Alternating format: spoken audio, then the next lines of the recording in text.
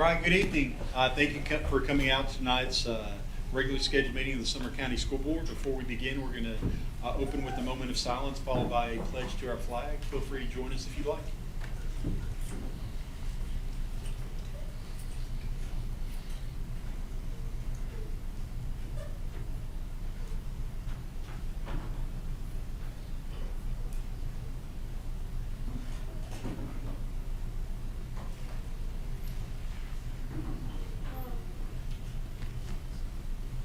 I pledge allegiance to the flag of the United States of America and to the republic for which it stands, one nation, under God, indivisible, with liberty and justice for all.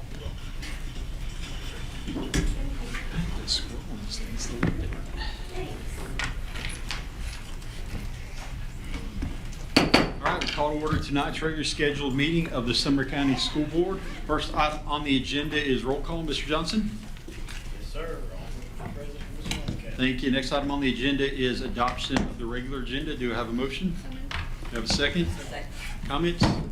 Seeing none, all in favor say aye. Aye. Opposed? Motion carries. Next item is adoption of the consent agenda. Motion to approve? Motion to approve. Second? Comments? Seeing none, all in favor say aye. Aye. Opposed? All right, motion carries. Next item on the agenda is recognition and hearing of delegations. I believe Ms. Stewart is going to take a moment to recognize our Green Wave Unified Cheer Team.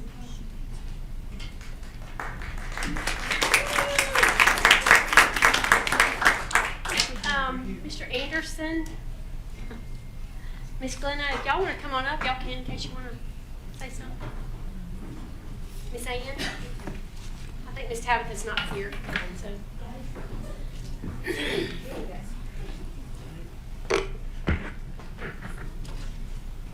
Y'all can stand up here if you want to. Parents also, if y'all want to come, you can too.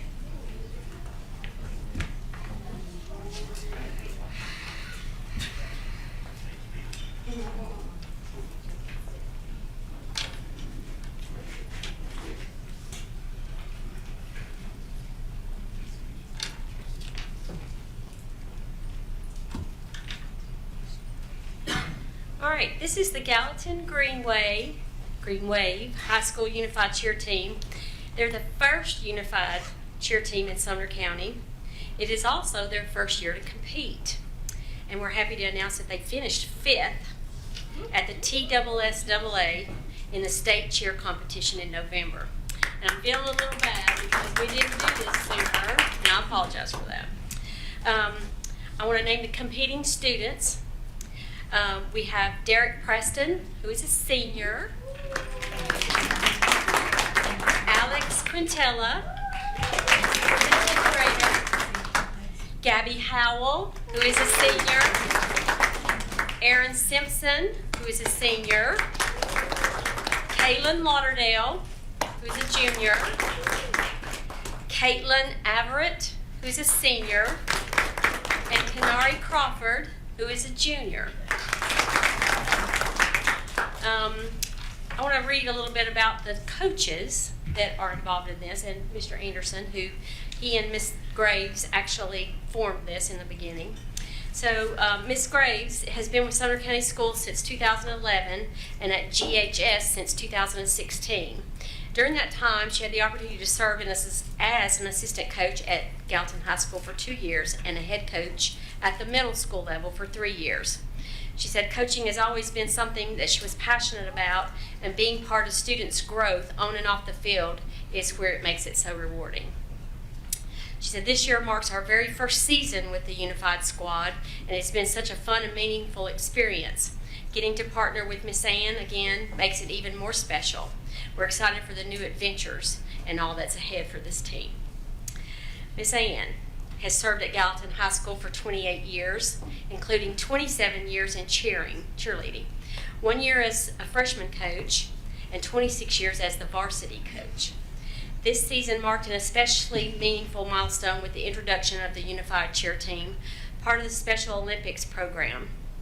While several schools across Tennessee have participated in unified programs for years, Gallatin High School is proud to be the first in Sumner County and the surrounding area to launch a team.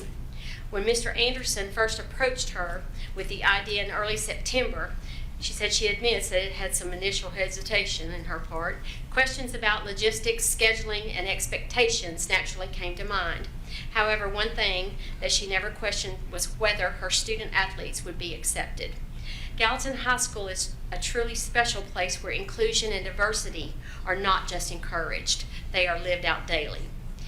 When she learned that Tabitha Graves would be joining her as co-coach, she knew it would be fine. Tabitha and she have worked together before, and their partnership has always been seamless. From the beginning, the heart of this team has been undeniable. These athletes bring an unmatched level of joy, determination, and passion to everything they do, and it shines every time they perform. We practiced once a week leading up to the state competition in Knoxville in November, where they delivered an outstanding performance.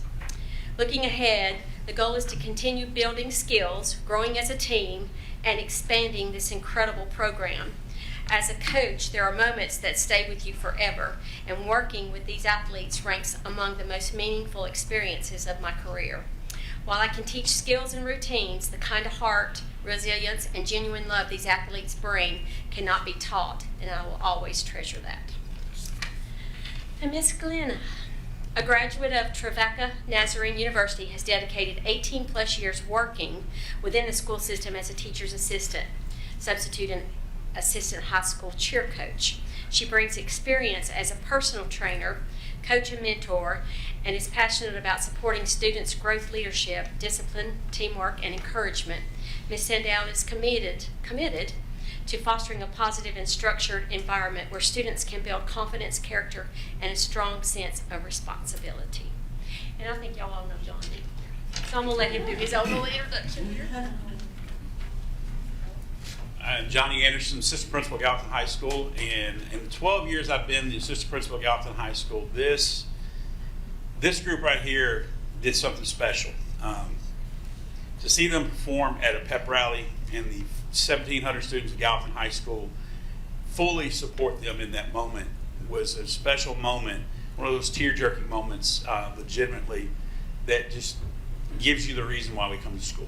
And to see these young people perform, tried to watch them on the app, but apparently everybody in the school was trying to watch it, so I got kicked off. Trying to watch it with Dr. Langford at a meeting, and we got kicked off. But the fun they had, I kept getting pictures back from Knoxville of them in the lobby, in the prep area, on the floor, and the support that our students receive from other schools in this county at that event showed how special this is, and I think other schools will follow suit with this. And it is special to see these young people on a floor at a pep rally, on the sideline of a football game. And, you know, our field is pretty close, but got a little nerve-wracking there, but they had a great time. And we appreciate all that T-Buster Blade did, the Special Olympics did, and our staff did to make this happen. I wish I could do a cheer for us, but I don't know. Yeah, do we want to get some pictures? Yes.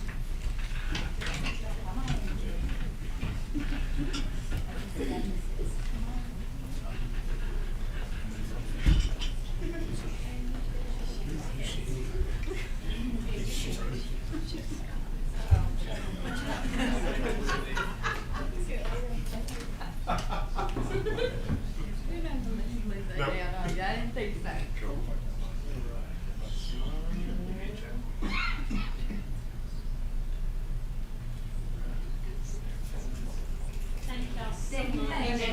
Thank y'all so much.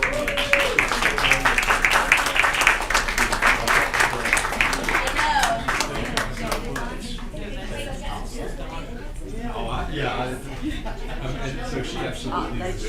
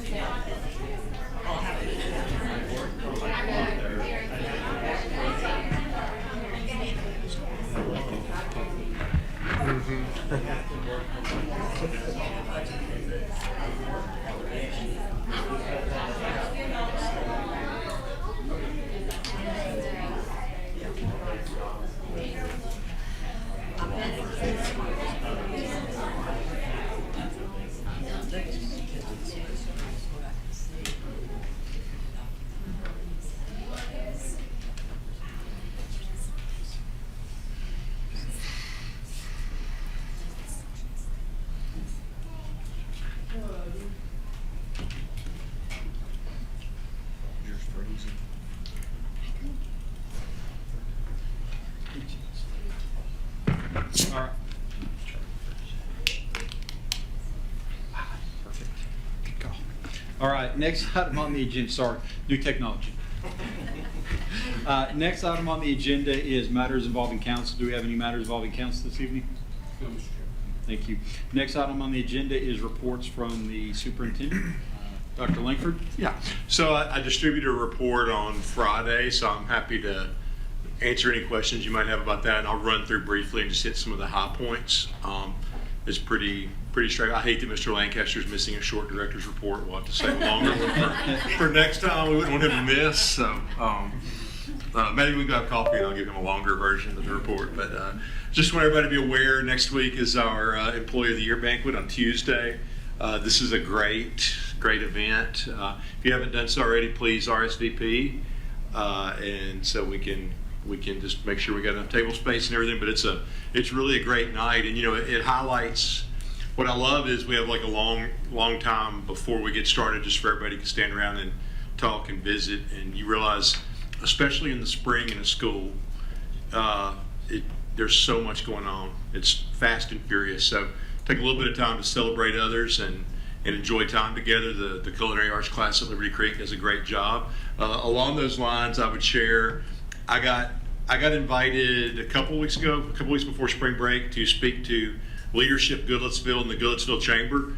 I believe it's the first time that Sumner County's superintendent and Metro superintendent have shared the stage together, and it was great because I got to highlight some of the great work that Metro does, and they were very gracious to us as well. But one of the cool things is the event was set up. The culinary arts kids from Liberty Creek provided the meal, and the event planning team from Hunters Lane High School set up the tables, and they had stacked these books and everything, and they had pictures, but they got pictures from both school communities. So they had Sumner County students and Metro students. So then they had kids asking questions from Goodlettsville Elementary on the Metro side and Madison Creek Elementary.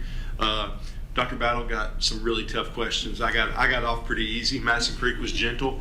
Goodlettsville a little harder, a little more hardcore.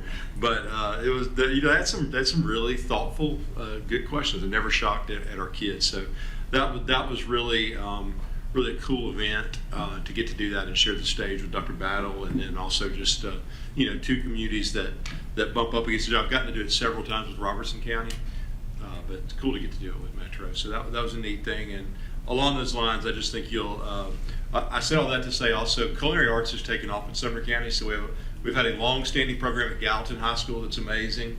Long-standing, relatively new program at Liberty Creek that's also amazing. And then we just added it at White House High School, and they just recently, last week, took a field trip to Chef's Market.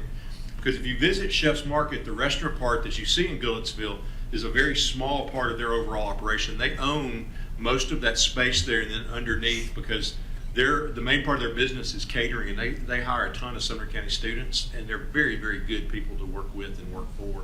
And so I think 18 kids filled out applications while they were there, and then they were blown away. Like, they let them, if you know the owners of Chef's Market, it's they're pretty amazing people, and they gave them like a little bit of a budget, and let them do some prep work and stuff like that down in the catering space. So really cool trip, and I would imagine our other culinary arts classes will get to do that.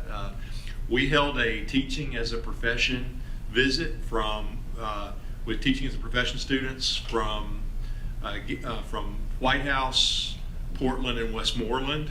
It was about 50 or 60 kids, and they got to do an overview, not just of, they got to talk a lot about teaching, but then they got to see the wide array of everything that we do here, to hear, there is more to working for Sumner County Schools than just teaching in the classroom. And our teams did a tremendous job of sharing with them. And I got the nicest thank you, Ms. Barnes, from a TAP student from Portland High School, really thanking us for taking the time to do that. So it just always blown away by the goodness and talent of our kids. This part I do sincerely hate that Mr. Lancaster's not here, because I'm telling you, the Empower Their Closet event was just absolutely amazing. They ended up with 370 dresses. They passed out over 70 just in that day. And I mean, you know, I was doing pretty well, and then the girl came out in the baby blue dress and said, I feel just like a princess to her grandmother. I was done. So was everybody else around us. But just a wonderful, what I loved about it is the kids and their sponsors and other programs were starting to think, like, how can we do this bigger? How can we connect more things? How can we get cosmetology in? And our individual schools have done some of these pieces for a long time, but to see them work together to really make it special for kids was pretty remarkable. And then just to hear other adults get to brag about our kids was, I'm just telling you, like, when we give them the opportunity, they are super, super missional, and it's exciting. You've got the dates for our graduation. Actually, I added my own in there. Patricia Brown Virtual Academy will not be having a graduation ceremony this year. They'll be graduating with their home schools. So that's why there's not a time there. I meant to delete that, but those are the times. Those are the times for the graduations. I challenge you. My personal record is 7 in 3 days. It's hard to get more than that. I may try, but the rule is you have to stay at all of them. You can't go to the start of one and then pop into another. It doesn't count if you don't stay for all of it. But I would encourage you, absolutely go to your home school's graduation. But if you can see some of those, you'll see what I love is they show nuances of the school community. Like I love Beach High School does a thing where they bring all the kids that have received CT certifications on the stage. Portland High School, they wear the full regalia. Westmoreland High School brings all the cluster, the elementary and middle school principals up on the stage. There's something pretty cool and distinctive about each high school's graduation that captures that community. And I try to encourage elementary principals and teachers to go, because the number of times you hear a valedictorian and a salutatorian mention an elementary teacher or principal that was the first person to see them and encourage them and support them, it's pretty powerful. And the joke, especially in high school, is that May doesn't have 31 days; it actually has 90 days. So it's chaotic for principals during that time. So to hear them get a little bit of praise for the great work that their kids are doing is also pretty remarkable. Playground update. We're really excited that it's moving pretty quickly. So they're doing the on-site land survey, and hopefully we'll get something back as soon as possible. I'd love for it to be April. We're going to push hard, but it may be May, just depending on how that survey goes. And then we got our architect RFQ today. We had 11 applicants that met all the requirements.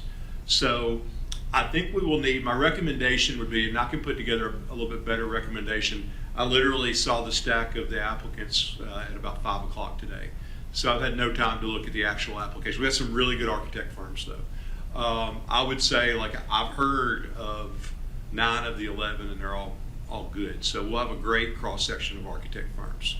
I think, two-step process. One will begin almost immediately, which is to put a committee together to do like a preliminary round of meetings with the architects just to see, because you could have some on there that technically do school architecture but don't necessarily do it as a wheelhouse, and that may not be one. Maybe somebody we want to look at, but maybe not. But we can get that committee to make some recommendations to the board on the architect process. The bigger part that I think I would recommend that we start in the study session in April is to start talking about some of the recommendations that the board would like to see, because we need to give them some guidance once we pick an architect. The easiest part of this process will be picking the architect. The harder part is to develop what your vision and goals are, and we'll provide some guidance. I've shared my guidance with you. New Gallatin High School, Merrillhide Magnet renovation, Ellis, Indian Lake, several are like catching up, finishing out our phase 2, phase 3 athletic projects, looking at some deferred maintenance, HVAC, roofing, things like that. So we'll share all that again, but really that's going to be more of a dialogue and conversation just to get, what I would love is to get a real good conversation going here at our study session in April, and then be able to take that as we get closer to getting some recommendations for architects. So that would be, but I'll be able to tell you more once I have time to actually sit down and look at the proposals. But we had some really strong Middle Tennessee, this area architect firms that put their name in. And I had gotten calls from other superintendents to tell me about architect firms that they were. So I know there was a buzz out in the architecture community that they want to work with Sumner County, which is always good. You know, we've had RFQs that have gone out where we've gotten 1 or 2. It's nice to get 11 because that gives us that will give us, as we're negotiating fees and stuff like that, it'll give us a lot more leverage than we may have had in the past. Beach High School HVAC, it should ship on April. If you remember, during the ice storm, we had some major damage to the HVAC to the tube bundles. And so I'm happy that they're coming in April. A neighboring school district had a similar problem at one of their high schools, and they were given the date of August. So happy to get these in April. I saw that later this week there's a 91-degree day. I'm hoping the forecast is wrong because we can heat in that area, but we can't cool right now. So hopefully April 13th will be here soon, and we'll have some nice weather before then. Westmoreland Middle School and Beach High School roofing. The material should arrive on April 9th. If you live in the Westmoreland area, it will be sitting in the parking lot, and it will look a lot like styrofoam. I promise you it's not styrofoam, but it's a material that goes over the top of it, so you will get some calls going, why is there 8 tons of styrofoam out in the parking lot? Happened when we did it at Portland High School. Then they'll start, it'll get staged on the 9th and 10th, and then they'll get started around the 13th. When they get done there, then they're going to go do the same thing at the Beach High School Annex. So it doesn't take them, I mean, it's kind of like when you watch the bleachers go up. It takes forever to do all the stuff underneath the ground, and the bleachers shoot up almost overnight. The roofing, it takes a long time to get the materials there and staged and everything like they want, and then once they start putting the roof on, it goes pretty fast. So hopefully, you know, by the 1st of May, we'll have both of those roofing projects done. I think Mr. Lacy had a question. Well, I had a question about the playgrounds. Will the mother that sent us an email, was it this Friday or last? Yeah. Will she get to be a part of the design team that helps pick out some of maybe the playground equipment? We actually have a meeting tomorrow, and she'll be involved in that. She's been involved in all of our meetings. Thank you so much. And then, like I said, the people in the community of Westmoreland are very appreciative that the board, you know, saw fit to take care of this need at the gym. Thank you. Oh, you're welcome. I'm excited. It's something that we needed to do, and I'm happy we're able to get it done. And then White House High School football stadium demolition will start on the visitor side. I think it's already started, actually. I think it started this week, but if not, it will be sometime this week. And then Portland High Point Health Clinic. So we expect that they will name the medical service where they're going to hire a nurse practitioner to start there. As soon as they have that person hired, it'll make it possible for us to start sharing a whole lot more details with the community about the provider. It's hard to share real factual details about services and things like that until they get the nurse practitioner hired. I will tell you, you know, it's been, you know, there's been a little bit of conversation on social media. Interestingly, not a whole lot of people from Portland involved in the conversation, but I will tell you, like some of these you may have heard. You know, for instance, there is a fire door in the back of the clinic because the fire marshal requires 2 exits in the event of a fire. That door will be locked, it will be alarmed, there will be a camera on it. We've checked with our safety and, you know, our SROs, our safety team, they're all, you know, I actually talked to Lieutenant Vines last time when we had the safety briefing, and he's like, no, it's, you know, we do it every day at our one-to-one clinics. And then there will not be, like, the parking is behind the building. It's not the general access parking at the front of the school. There won't be people walking through the building or anything like that. All the access and I'd like to clarify too.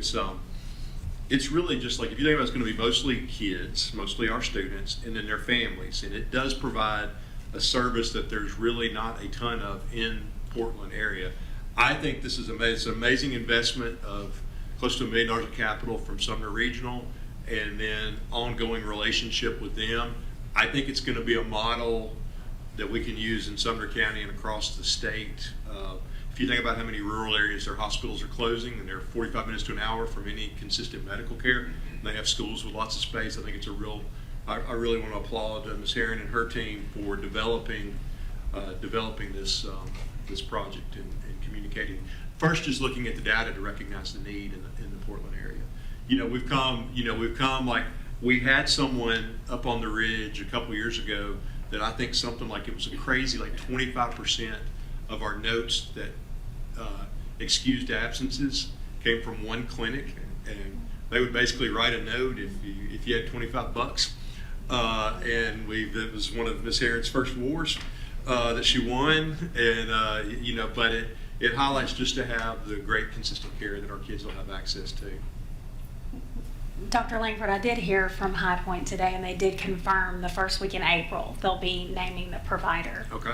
So that's good. Great, thank you. When do you anticipate the clinic actually opening for services? Next school year, or summer into next school year? We're hoping summer, so end of May, so dismissal of school, and then we're hoping to be open at the end of May, so we can provide services through the summer. We'd like to open it as early in the summer as we can to get all the kinks worked out before school starts, and then we'll have a lot of communication that will go out. To me, the right pace for really communicating it out to parents and everything is on those registration nights, not just at the start. We'll communicate with them some, but people pay a whole lot more attention to stuff like that right at the start of school, and so we'll be able to. It'll also give a couple months to, because with any new space, any new program, you're going to hit a few, obstacles, and we'll have time to get those kind of worked out. But to clarify, right now, it's not open, still building it out. I know High Point's put in, close to $1 million investment to build it out. Can you just comment, I'm sorry, Ms. Leno, can you just comment on the students that will be going to this clinic and how they're moving to that facility with parent permission? It's not, and I don't mean this jokingly, but it's not like people are just going to the classroom and saying, you're coming in for a doctor's visit. Can you kind of walk through that process to help clarify that?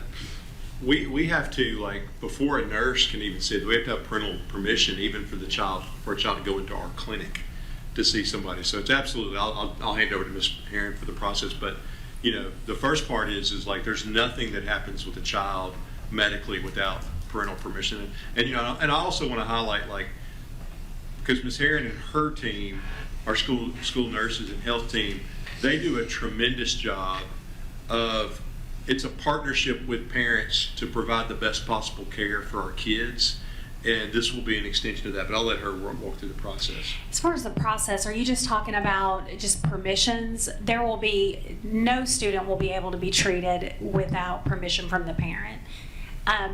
Ideally, that permission will be granted ahead of time and the documents filled out.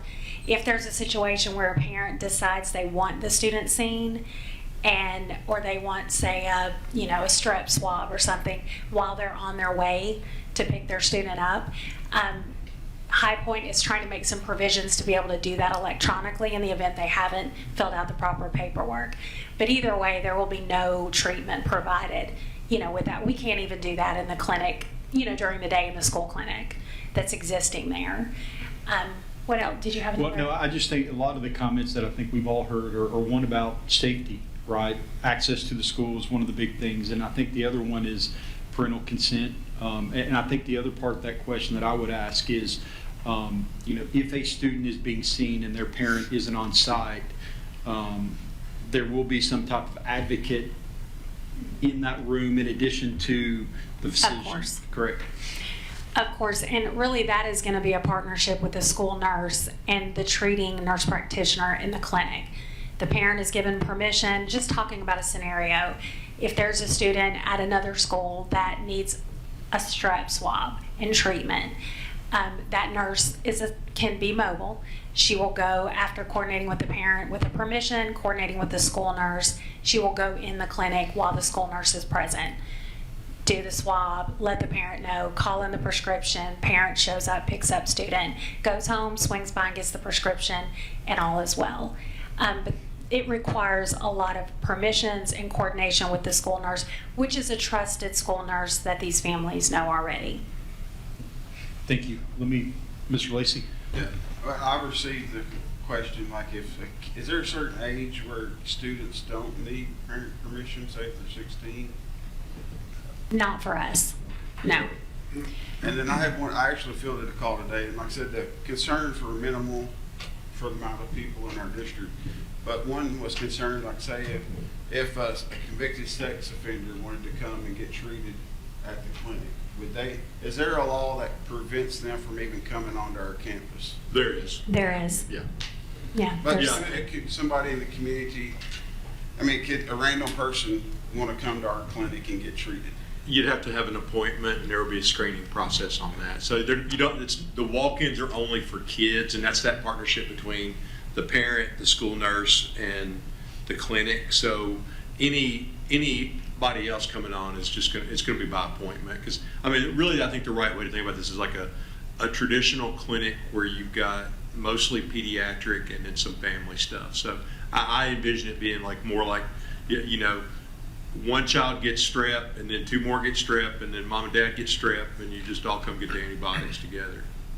Well, I guess when you say they're going to screen them, like how would they screen them? You said they would be screened before I guess when they were setting up. Well, yeah, I mean, if you're setting up an appointment, we're going to know who you are. But ideally, you know, we want to treat the student and the family Yeah. because, you know, the kids are only going to be as healthy as mom and dad are. So that is why we have the safety measures set up. So it is a separate entrance, separate parking, and those sorts of things. I know our one-to-one health clinics, I mean, they've done Yeah. an amazing job for our family. Yeah, and I mean, you know, the amount of, and I think that's a great example because the way healthcare for our county employees has taken off with our one-to-one clinics is really remarkable because it just makes it accessible. And I think also, Ms. Aaron, I don't know if you hit on it, but the nurse practitioner there will also be able, if needed, to go to travel around to see also. So it's a little bit of a partnership where they can serve eight areas or 8 schools in the Portland area, which really dramatically expands the coverage that we have. Yeah. That was part of the negotiation, was that we could provide care if needed to all the schools in Portland. It didn't really make sense to just isolate it to one location. So we wanted to make sure that they were mobile. So if the need is there, they can get to those students as well. You know, and I think what you see is like what our data showed before is you'd have one child that would get strep and they would miss 4 or 5 days of school or a week of school because no one could get off work. You know, because it's one thing like, you know, for me to take off work, I have sick days and everything like that, but if you're getting paid by the hour and you don't have paid time off, that's not just the copay and the medicine and everything else, it's also the fact that you gave up 3 or 4 hours on a shift. So it's, you know, we would prefer every parent to be in every conversation ever, but we also know that, you know, some parents are doing the absolute best they can, and we want to provide as much support as possible. Well, and to be clear, those parents can access the clinic with their student. If they aren't comfortable with not being present, they can be present. But I think there is, you know, I'm lucky, and I think you all are too, that it's not every parent, but some parents are in a position where it's very difficult to get off work. It's very difficult to be present while things are open and those sorts of things. This is just trying to remove some barriers for those families, and the other families that feel strongly they need to be present, it's there for their use as well. Mr. Hollis? What are the anticipated hours? Is it Monday through Friday, weekends? Is it? It's Monday through Friday. We haven't discussed weekends, but we were very, very adamant about early hours because we want parents in drop-off line or parents that are trying to get to work early to be able to swing by and have their students seen or themselves seen if that's the case. So I think they're looking at 7:30. We wanted it before 8 o'clock. So just typical office hours right now. Nothing in stone for weekends. Okay. I know one person I talked to brought up the concern of, you know, after school sports, kids coming and going and having other people hanging around the school or whatnot. No, it would be more like a 4:30 type, you know, end of the day. And this is a free service to these students? Are they using their insurance? What? I appreciate that question because there has been some confusion around that. For our students that are underinsured or uninsured, we have a provision to cover those costs. Okay. Doesn't cover the cost for unenrolled siblings. It doesn't cover the cost for the families, like the parents.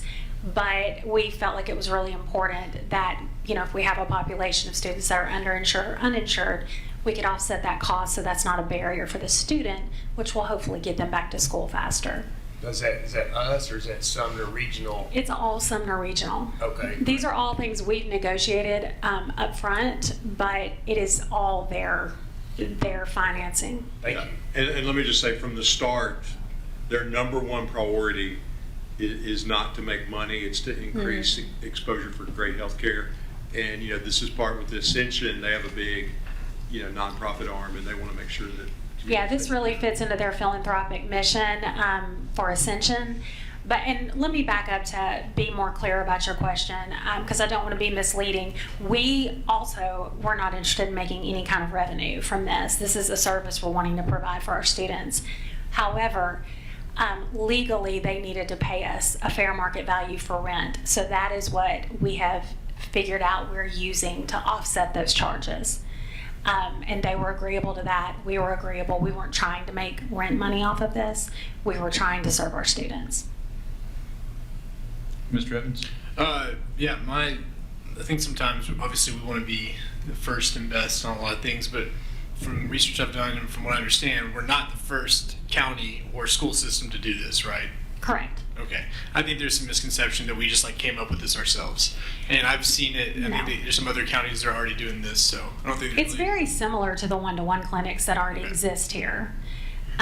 So no, we're not the first to do anything of this sort. This definitely is one of the first partnerships, I think, of this Yeah. nature. That doesn't mean it's always right. I'm just saying I think that it's not like y'all just sat around and came up with this idea. There's been due diligence that's been done to Of research course. this. And so, Of course. From a public perspective, I feel like they know it's not like there was a lot of research behind this as well. Absolutely. There was 2 years worth of research. Any other questions? All right, that's all I've got. Awesome. Well, next item on the agenda is discussion or action regarding the release of retainage for Portland High School football stadium project. And then my screen, I just refreshed again. I didn't see the rest. Retainage for Portland High School football stadium project. There's the rest of it. Do you have a motion to approve? So moved. So moved. Do you have a second? Second. Comments? Just a question, do we want to group some of these? Do we want to do that? We can. Which ones would you like to group? Yeah, I mean, All the retainage. all the ones? retainage. 1, 2, and 3. They're all kind of, yeah. All right. So I guess I'll make an motion- amendment to group all the retainage items. Motion second. All right. So 1 through 3 grouped together. Motion approved. Opposed? All right, motion carries. So, all right, now we're going to vote on the 3 that are grouped together. Got a motion to approve, got a second? All right, and then any comments on these 3 grouped items? Seeing none, all in favor say aye. Aye. Opposed? All right, motion carries. Next item is discussion and interaction regarding the Apple Teacher MacBook purchase. Motion to approve. Mr. Evans, second. Questions? I'll give you a real quick update about what happened here. So we passed a lease a couple months ago, a month and a half ago, to do teacher replacement laptops. In the interim, from when we did that before we actually got the order in, Apple dropped the new Neo, which is a better computer at about $400 less a unit than what we had.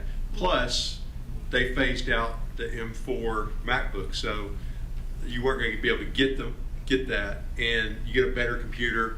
The difference being is that we're just going to pay for these because it was new products in Apple. They don't make enough margin to give you 0% financing, so basically we're going to have to pay some interest. It's just better. We're saving around $186,000 by shifting devices, and we're getting a better device, so it just makes sense to go this way. And then the next one is just updating the lease so that we're all on the same page and transparent. That's for the iPads that will still be ordered. That nothing has changed on that, other than just we're dropping off the MacBook Airs that we had on there. I would suggest, I know the iPads have a blue and orange cover. Could we go with green MacBooks? Just want to throw that out there. Trust me when I tell you that that's been pointed out mostly by Kenny Powell to say he appreciated the fact that the county bought beach colored. Yeah. All right, any questions? All right, seeing none, all in favor say aye. Aye. Opposed? All right, motion carries. Discussion or action regarding Apple Teacher iPad lease agreement. Motion to approve? So moved. Second? Second. All right, I've got a motion, a second. Questions, comments? Seeing none, all in favor say aye. Aye. Opposed? All right, motion carries. Next item is discussion or action regarding a memorandum of understanding with TCAT for Portland East Middle School. Do you have a motion to approve? Second? Second. Thank you, Ms. Stewart. Yeah, I'll give you a real quick update here. So if you remember, we transferred the property for the old Portland Industrial Arts building that became TCAT Portland. They weren't able to get any of the first tranche of money from the state, so they did it in last year's budget. So in the process of figuring all this out, we had asked, because the original architecture, the original plans were going to be to keep the old building and then build a new front to it. When they got into it, it was going to cost them so much more money to do that they decided just to knock down the old building and just build brand new. So the cool thing is in our exchange of the property, we are getting a brand new middle college space. We're getting a brand new one-to-one clinic, and they needed a little bit more land, use of, not ownership, but a little bit more use of land on one side.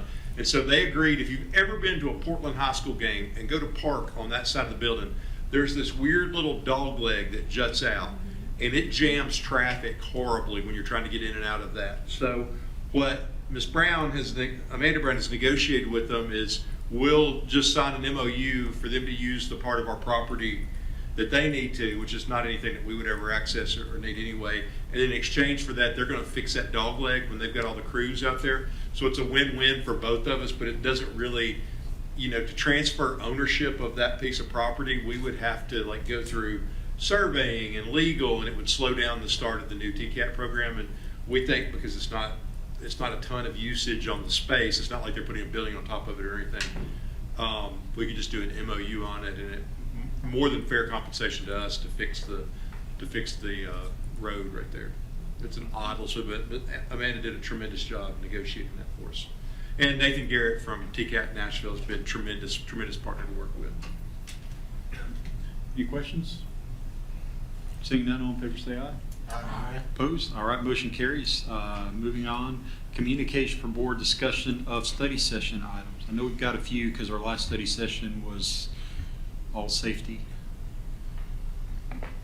Yes, we have the carryover of all the policies from the previous study session, and then we've got some budget stuff that we'll be springing as our continuing march towards the budget.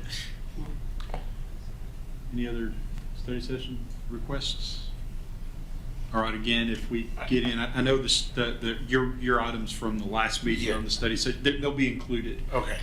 So we just, anything, I think you said anything that got bumped from the last study session will be added on. And there's something I'll talk to you later Okay. about one of them. Okay. Yep, that works. But yeah, feel free to email me requests if you got something else you want to add. I like the little survey that you had us do, like board priorities. I don't know if we can loop that in on one of the studies. Yeah, that's what we'll do. That's in there. study session. Oh, Well, that on the study session along with, update on the architecture and strategic goals on that master plan also. I think we can tie all that together. Awesome. All right, comments from board members. I'm going to start over here with Ms. Hayes. Going this way. Mixing it up a little bit. Mixing it up a little bit. Well, I was so used for many, many years was always being 1, and then you start with 11. Boy, it's spring. My calendar is filling up. There's a lot of activities going on. I know y'all try to get everything we can. That's we do the best we can. Greg sent a text out. There was the girls' flag football is phenomenal. It is the best. These girls, they're amazing. They're amazing. I was most impressed, but a lot of fun. A lot of fun. They did, what'd you call it, Greg? HHS played Station Camp first. It's a tri-match. Yeah. Tri-match. So I hated Station Camp got back to back. Then HHS got Merrill Hyde at the end. So yeah, it was a lot of fun. If you have not been to one of the girls' flag football games, listen, the boys, they should be concerned. Because I think more crowds are going to start coming to these girls' games. What? Dr. Miller's head football coach at White House told Dr. Miller that he wished that her son had as much aggression as her daughter. Yeah, listen, these girls don't mess with them. Now, they're good and they're fast, very agile. So that was a lot of fun. We got to catch one of those games. But yeah, I pray you all have a blessed Easter. Will we see each other before then? No, okay. I do want to mention, you mentioned the flag football. We've had a number of students that played last year, the first year, that now have gotten scholarships at Cumberland and other schools around the community. You know, it's not necessarily a full ride, but I mean, I think we all agree every dollar helps when it comes to, you know, getting into some of these schools, books, room and board, whatever. But yeah, it's a fast growing sport. So. May I make a comment? Before, may I? Yes. Finish? You were talking about insurance earlier. I just want to give a shout out to our county addressing women's health. I have had multiple women just say, I mean, I'm out and about, just thank you. And some of these, there's 2 young women who are taking advantage of the IVF. They've never had that opportunity before. It's so expensive if they did not have this kind of coverage option. And then there's the middle-aged woman but thank you. I really appreciate the county reaching out. I mean, we have more female educators than men in this county.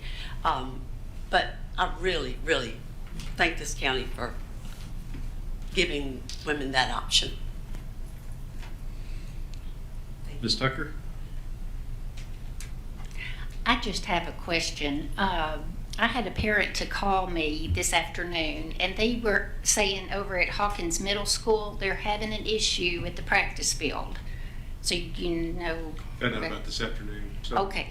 Yeah, I got that. Okay. So I just wanted to check on that. So if we can. Yeah, I'll check on it tomorrow morning. First thing Perfect. you say, Britt. Perfect. Thank you. Mr. Evans? Yes. So since last time, obviously we were here, we didn't have a meeting like this, but it was really cool. We had 16 students go to Scope this year. You know, I think we talked about that a little bit. It was cool. Like I said, full circle moment. I got to get the chance to go when I was a senior at HHS. So it was cool to see. Obviously, 16 of our leaders get to go to that. So I want to continue. Hopefully, we continue to do that. That was pretty awesome. And yeah, as a girl dad of 2, you know, flag football is going to happen in my family because you know, we're going to look for some scholarships. So, but no, I think that's obviously really cool. And you know, the dress drive, to me, that's so cool. I also think, to me, like, I see a demographic that we're not reaching, and that's our young men as well. And so obviously I've got some ideas. I've seen some other stuff that's starting to kind of pop up. I think that's what's good, is when you have something like that, it makes everybody kind of take a step back and look and see what's missing. You know, we have a lot of men, or a lot of our young men don't know how to tie a tie. They don't know how to get properly fit for a suit. And so I think there's a lot of opportunity there for us to continue to do good. I'm hosting an event in April. I've got 24 dads signed up where it's called Pints and Ponytails, where I've got 24 dads, and I got somebody coming in to teach us how to do our daughter's hair. You know, and there's been some Facebook comments today that it's nefarious and that I'm trying to do X, Y, and Z. That's not true. Sometimes I genuinely believe there are people that just want to do good things because we think it's a good idea. Also, I have to help my wife with our 2 girls' hair in the morning, so I want my girls to feel comfortable and confident in the hair that I do for them. And so anyway, I say that in the fact of, again, we are heading deep into election season, and not everything is nefarious, not everything is diabolical. There are good people, and there are good people trying to do good things too. So have a good month. Happy Easter. Mr. King? Yeah, just want to mention the Beach High School basketball boys team going to state. It was a pretty exciting time. I believe they lost by one point. My daughter went to the game, but they had a great season, and they really did great. And so maybe next year, you know. Also, I don't think I mentioned this last month. You know, we have hockey in Sumner County, and my son plays on the JV team, which is the Hendersonville team. Now we go to Beach, so we put aside the rivalry, right? But it's a co-op team: Hendersonville, Beach, Merrill Hyde, and they're one team. And then you've got Station Camp and Liberty Creek, and the JV championship happened to. Now we play the hockey; those teams played, you know, teams from all over the region, And it just so happens that the JV championship came down to Hendersonville and Station Camp, and they played their championship game at Bridgestone Arena, and it was really cool. And so it was a lot of fun. And both teams, the camaraderie, they all know each other. The sport, it's a small group of boys. They're all friends, and even though one team won, they were all winners because they all just, there was just a shared love of the game and their friendship. And I encourage you to go, and of course our varsity hockey, those guys can play. It's pretty amazing to watch. So if you ever get a chance next year in the hockey season, go check out a hockey game. All right, thanks. Mr. Hollis? So my daughter's at Merrill Hyde, a freshman over there, and she's on the soccer team, and the girls wanted to do a flag football team. So I had coached my son for years, and so I agreed to coach. And the soccer coach, Jason Bentley, he was like, "I'll help you, whatever." So we started a few months ago. We bought flags, the wrong footballs. We did all this stuff, and it's kind of a ragtag bunch. And then we started getting to plays, and girls couldn't catch, they couldn't run. Then they could catch, and then they couldn't run and catch. And then seeing them develop, and I got to brag on them. I know, there's Hendersonville people at Station Camp here, and I have affinity for Station Camp as well. But we had a try match with Hendersonville and Station Camp, and those are the big boys. I mean, some of them I know. Big girls. The big girls, the big schools, and we're tiny little Merrill Hyde over here. And I'm like, in my mind, I'm like, we have some athletes, and we've had some good practices, and we might have a chance. And we watched Hendersonville and Station Camp play. And Hendersonville, they finished 4th in the state last year, and their quarterback's a little lefty, and she's very athletic. And I'm like, she's going to cause some problems for us. But anyway, we went out there, and I'll brag, we were able to beat Station Camp.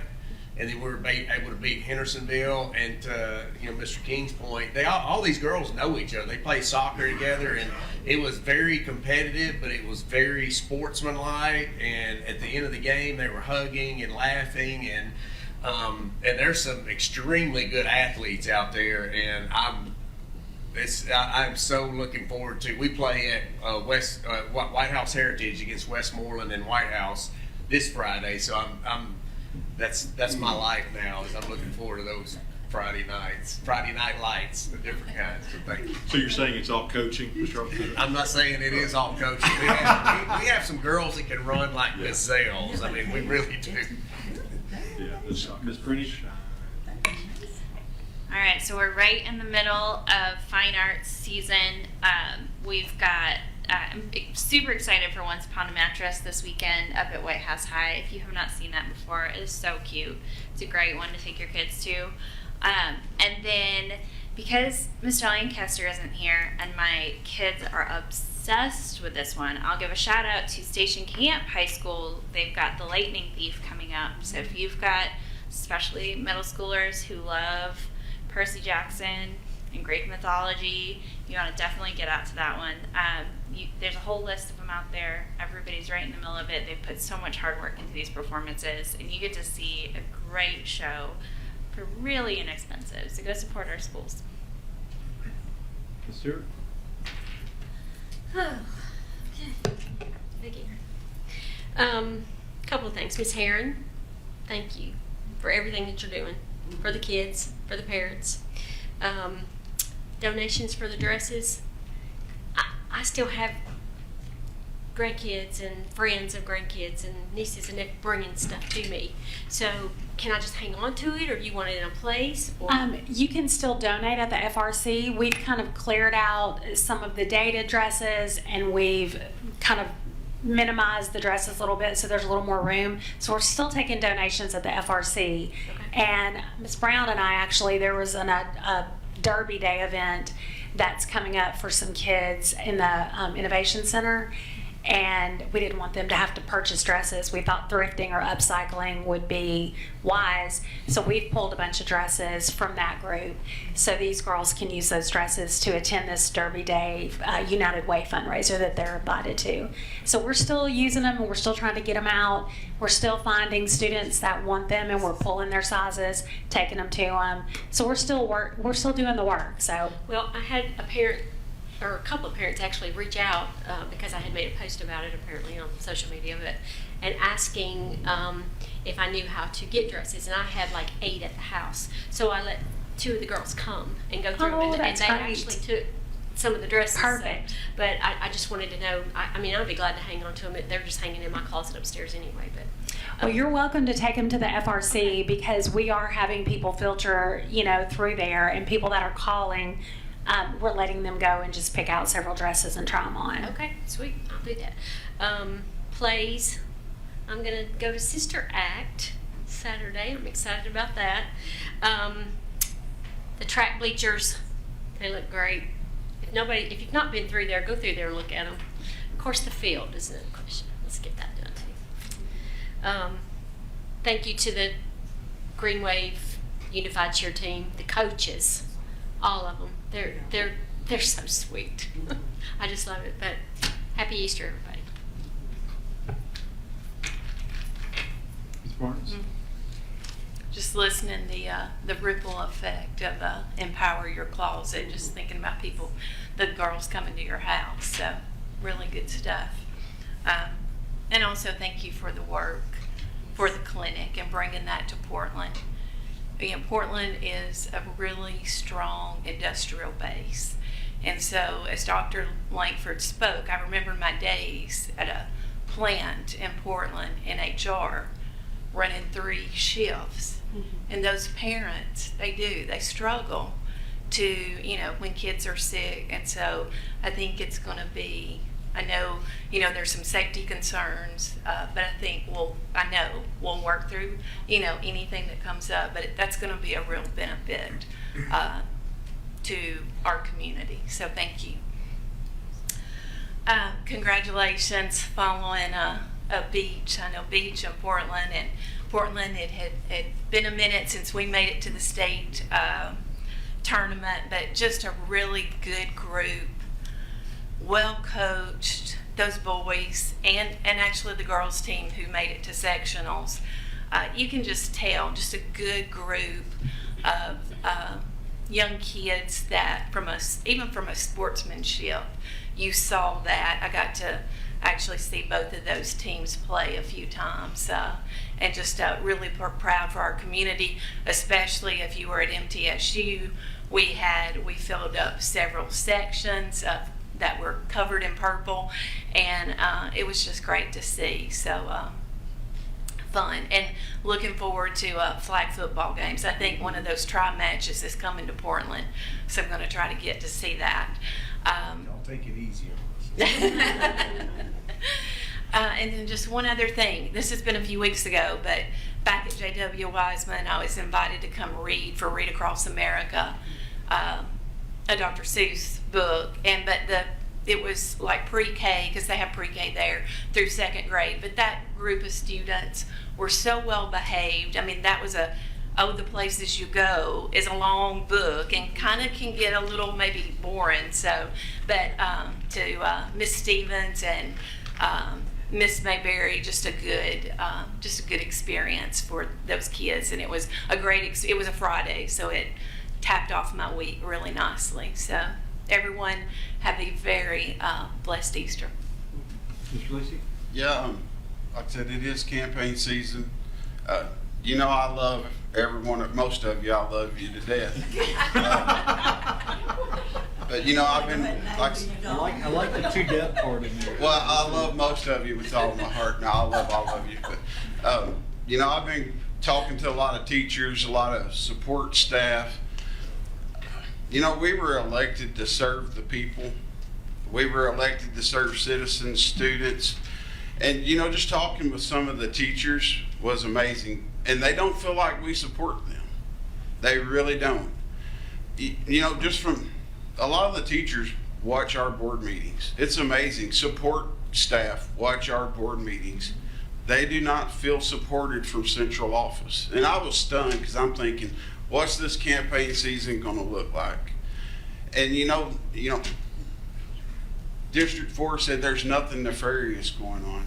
When white envelopes are passed out before you vote on the contract for the director of schools, and you give him a $25,000 raise, and then you give teachers a $5,000 raise, it looks like you're not representing the teachers and the employees of this county. And I really want to challenge you guys. Some of you have 2 years left. You're not here to serve every wish and desire of the director of schools. You're here to serve the citizens, the ones who voted you into office. And that is my challenge. I may not win my reelection campaign, but I want to do the best I can for the citizens that elected us. And that's, like I said, I love you guys. I think you're great people. But in some of the stuff that's went on in this board, you can't tell me you're representing the best interest of the teachers and staff in our schools. Like I said, happy Easter. Thank you. Thank you. I think there's a number of board members that might disagree with that, but you have the right to your opinion. That being said, I just want to take a second and thank everybody for all the hard work that's gone this year. I know we're moving into the Easter season, we're moving to testing season. And I think it's kind of important that we, kind of remember the teachers and our students and wish them the best of luck. There's a lot of things going on in our community. We talked about Sister Act for one, I think is in Gallatin. It's going to be a big deal. I think they've already added a 4th show. Any of the fine arts programs. I mean, this is a season where there's a lot of musicals going on and a lot of really cool musicals. Songs that musicals that stuff that you can sit there and smile and sing about and sing along, and so it's a really exciting time. Mr. King was talking about soccer. We talk a lot about opportunities for students. We look at CTE and all the different programs that we've been able to add, all the different opportunities that we've offered to our students. And oftentimes when you're starting something new, people can look and say, why? I don't see value in that. At some point in the past, somebody in Hendersonville said, you know what, let's put an inline skating rink at the park. I don't know who that was, but somebody said, hey, let's do this. I know it's when the Predators were coming in and we didn't have an ice arena, but it was something that got started. A lot of the kids, I would assume, that are playing hockey now started inline skating in that park.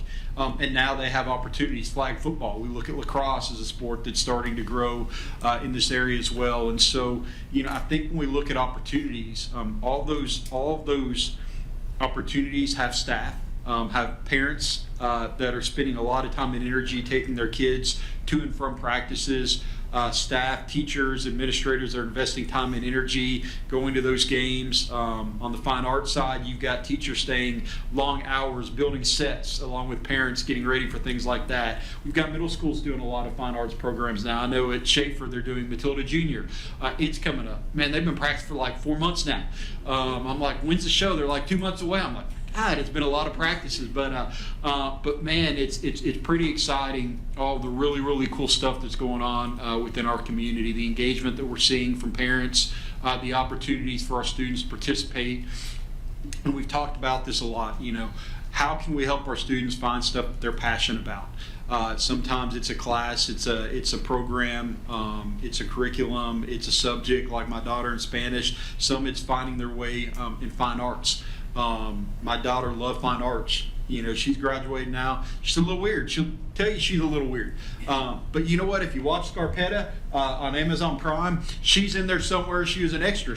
That's pretty cool, right? So, that passion carried over and gave her the courage to go out and try new things. And I think the more opportunities we can give our students to challenge themselves and help them find that passion, the better off we are. And we've got a lot of educators in the system that are spending a lot of time and energy and dedicating themselves to helping these students be the best they can be, so when they graduate and years later they're taking care of us in the nursing home, they know what they're doing, right? And it's because it's something they found and they're passionate about. I know you were talking about the Portland Clinic. It's sometimes I had an opportunity. We had a leadership seminar event last week where we were talking to those educators, and one of the things I talked about is perception. it's really, really easy to live inside your bubble. And to think everybody's like you, right? We see it on social media a lot, but we look at a community like Portland and we think about what's the big deal if a parent has to leave work for a couple hours? Well, a lot of those individuals are not on salary. They're getting paid hourly and they're getting paid minimum wage, maybe a little bit more, but every paycheck, every dollar matters to them because that's what's putting food on the table and allowing them to, pay for things for their kids to be able to do and provide clothes for them. Mr. Evans was talking about doing his daughter hair. It provides opportunities for them to get their haircuts, right? And these are all things that we don't always think about because sometimes we get lost in our bubble and don't think about that. A lot of us are blessed. We're very fortunate with where we've ended up in life. A lot of us had a great head start on that with a great home life or parents or financial situation or whatever that is. But we've got to remember that not everybody's as blessed as we are, and always keeping our eyes open. The Empower Her Closet, I think, is going to inspire a lot of kids and a lot of people in this community to look at doing a lot of different things. Mr. Evans mentioned ties. There's an initiative that we're working at starting with some local people inside of Gallatin, Ties for Guys. It's getting them ties for, Easter and prom and graduation. Again, not just knowing how to tie, but even be able to afford it. I mean, how many times that, I believe the Empower Her Closet, they talk about people not showing up to prom because they didn't have a dress. There's people that are uncomfortable going to these events because they can't dress as nice as someone else. So anything that we can do to help in those situations, whether it's just us. And when they asked us what are things that you see the community can do, I said, find a way to serve. You don't have to be on a board to serve. You can find your place in the community to do a lot of things. So a lot of people in education, they're passionate about helping other people. And there's a lot of people in the community that have great ideas. And if they just step up and serve, there's a lot of people willing to step in and help out. So we get into the season of resurrection. I think it's a great opportunity to remember those that are in need and to continue to look and find ways to help them and provide to those that are maybe less fortunate than us. So with that, thank you for your time. Appreciate it. And we are adjourned.